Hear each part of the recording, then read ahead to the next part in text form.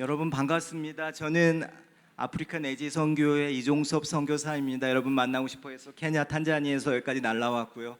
오늘 하나님 말씀 여러분들에게 말씀하실 루케린 선교사님을 소개하러 저는 잠깐 나왔습니다. 루케린 선교사님은 35년 이상을 아프리카에서 무슬림이 99% 이상인 나라들 지부티, 코모로 아일랜드 그리고 소말리아에서 사역하셨고 현재는 AIM 전체 1200명 이상의 선교사님들을 총괄하는 국제 총재로 사역하고 계십니다. 오늘 하나님 앞에서 여러분들과 함께 미션 4.0, 4차 혁명 시대에 포스트 코로나 시대 우리가 어떻게 선교할지 그간의 모든 경험과 지혜를 가지고 여러분에게 말씀하실 때 하나님이 주시는 크신 은혜와 지혜가 있기를 간절히 축원합니다. 제가 루케린 선교사님을 위해서 같이 기도하도록 하겠습니다.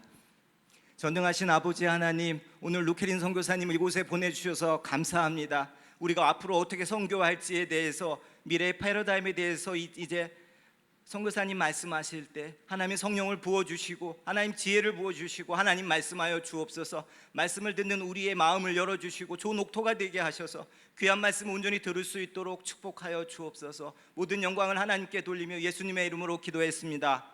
아멘.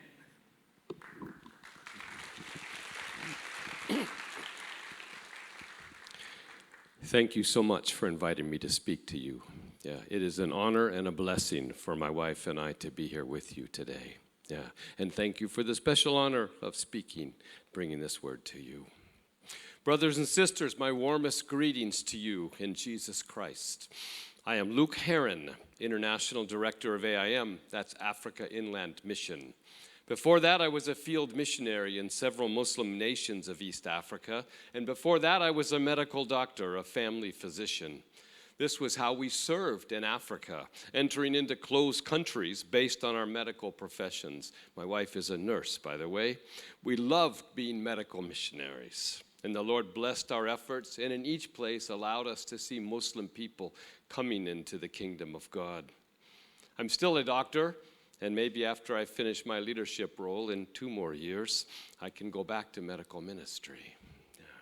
I won't talk any more about AIM today, except to say that we do have Korean missionaries in AIM, and we would like many more. Excuse me. We are happy to speak with you about AIM and Africa if you are interested and connect you with our Korea director. My topic today is Missions 4.0. Let me try and define what that could mean. First, I was told it means missions in the era of the Fourth Industrial Revolution. This primarily refers to missions in this age of rapidly advancing technology in all countries, internet connectivity, artificial intelligence, easy communication, travel, finance, decreasing privacy. Who knows what might come next? I think of it as the fourth era of the modern Protestant evangelical mission. That's Mission 4.0. The first era was in the 1800s when evangelical Christianity spread out from Europe into the coastlands of India, Africa, China. A key figure here was William Carey, missionary to India. The second era was when the movement spread into the inlands of these areas. The key figure was Hudson Taylor of China Inland Mission, a medical doctor, by the way. And that is when my mission, Africa Inland Mission, was born, with the same vision to go inland, inside Africa. This was also when the gospel entered Korea, and not long after that, the Korean mission movement itself was born in the early 1900s. The third era of mission began after World War II with the focus on unreached people groups in many countries. Key figure here was Cameron Townsend of Wycliffe Bible Translators. And this fourth era then is known as the facilitator era. That's important. The gospel is spread out across the world, and there are still many people and people groups who have never heard the gospel, especially Muslims, Hindus, and Buddhists. There are fewer places, much fewer places where there is no witness, no church, no believers, no Bible. Almost anywhere you go, you can find believers, Bible, church, witness. So this is the fourth era where we facilitate ongoing local ministry. This is especially true in Africa, where even in heavily Islamic areas, we often find a gospel presence through migrant or proximate people groups. Proximate people groups are groups who share culture and perhaps language with an unreached people group and live among them, but they have heard and embraced the gospel. Proximate people groups. As we try and engage and reach a new people group for the gospel, the first task when we go to a new area should be to look for where the Lord is already at work and where his people are already present. Often, these migrant or proximate people may be a much more effective witness than a foreign missionary, and they have a long-term presence in that country. In Africa, a good example is Ethiopian Christians living among Somali Muslims. When I moved to the Horn of Africa, it was very difficult to reach the local Somali Muslim people. I was a white person among black people, a Westerner among Africans, a Christian among Muslims. I needed to learn the Somali language and culture before I could even share the gospel, let alone try and plant a church. But living among the Somalis, there were Ethiopian Christians who had immigrated and found work there. They were black Africans from a neighboring country and could learn the language and culture much quicker than I could. So as much as possible, we worked with these Ethiopians and tried to help train and walk with them in their outreach. Even though I got kicked out after 3 years, the Ethiopians are still there, going on with their quiet, culturally sensitive witness. We should all share the gospel wherever we go, but perhaps the best thing a foreign missionary can do is to facilitate the ministry of local people rather than do all ministry ourselves. So this fourth era is called the facilitator era of missions. Missions 4.0 could also refer to missions after COVID. COVID disrupted missions, and especially mission sending. There was little long-term mission sending from the U.S. and almost no short-term mission sending from 2020 to 2022. And I understand this is the same for Korea.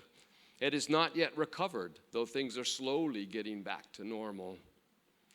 In Tanzania, Africa, a respected missionary doctor warned that COVID would be severe and the medical systems were insufficient to deal with severely ill patients. As a result, most North American missionaries packed up and went home. Some never returned. A few stayed behind, ready to walk through the pandemic with the Tanzanians and continued in their faithful and fruitful ministry. And as it turned out, COVID was not nearly as severe in Tanzania and most other African countries. Maybe it had already been there. Yeah, of course, COVID is still with us. And the next pandemic may be right now forming somewhere in a forest, in a laboratory, or in a market. We should ask, what did COVID teach us? And what should we do differently as a result? Perhaps the greatest lesson is this, and it's an obvious lesson. Foreign missionaries are temporary. We might have to leave at any time due to health or family concerns. Our missions or our governments might force us to leave. We are temporary in the countries that we go to. We need to plan for this and as much as possible be facilitators. That is training, equipping, mobilizing local people for ministry. We do not know when we will have to leave due to COVID, political situations, visa issues, or a bunch of other things. Foreign missionaries come and go. The local Christians stay. By the way, I salute Korean missionaries in that you tend to stay much longer than others, and you are not quick to pack up and leave. All of us should follow your example, and as far as possible, stay through the hard times with the people we are ministering to. But it still makes sense for all of us to realize that we are temporary and plan ahead for this. But I salute the Korean missions movement. Summarizing, Missions 4.0 is about missions in 2023 and the years that follow.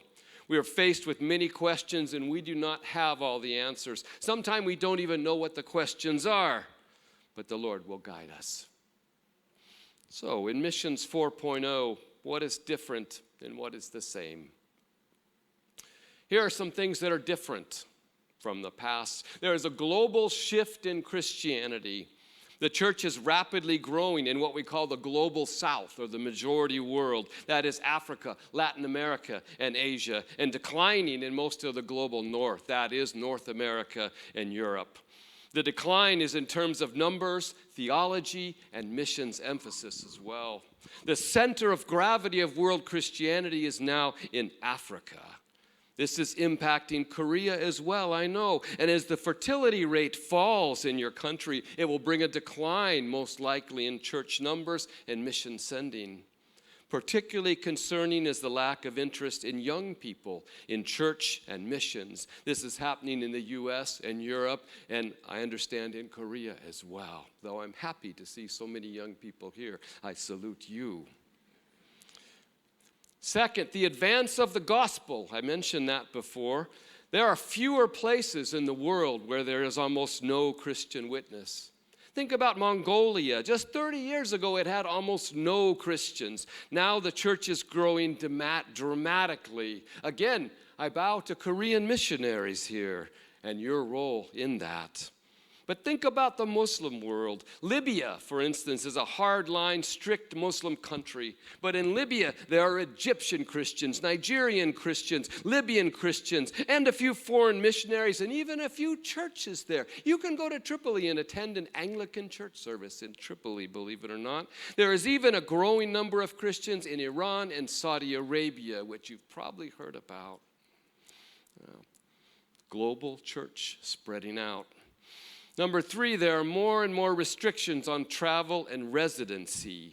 While travel is easier than ever, obviously it was not during COVID, but it's back to being easy, it is harder in many countries to live and to work abroad. Visa restrictions, new or excessive taxation, refusal of work permits, doors that were once open for missionaries are closing. Part of this is due to political or religious restrictions. For example, you're aware that many missionaries, Korean missionaries, were forced to leave China a few years ago. Much of it is due to advancing technology, economic development of nations, and nationalism. Many African nations, for example, place more restrictions on what kind of missionaries they will accept and how long they could stay. And in many places, our people are now required to pay taxes where they were once exempted. Number 4, advancing technology. This is generally a positive thing for missions, with widespread use of mobile phones and internet, AI that can be used for writing, administration, and translation, online platforms for outreach and discipleship, satellite TV that censors cannot block, etc. Of course, technology can be used for as much evil as good, and lies tend to circulate faster than truth. But technology is a great force in missions and makes many things much, much easier. And it makes missions work possible, even where government or travel restrictions make residential ministry impossible.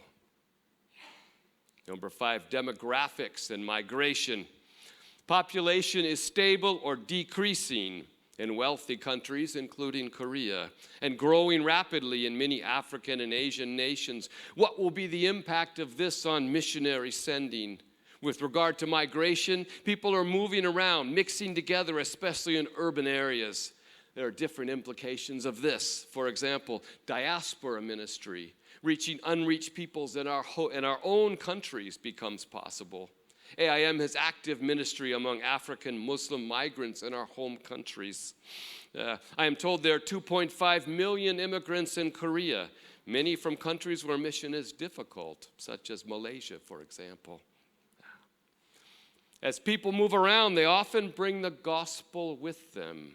This is one of the primary ways historically that the gospel has spread to unreached areas. This happened in the time of Stalin in the USSR, and he moved ethnic Koreans who were living in Russia.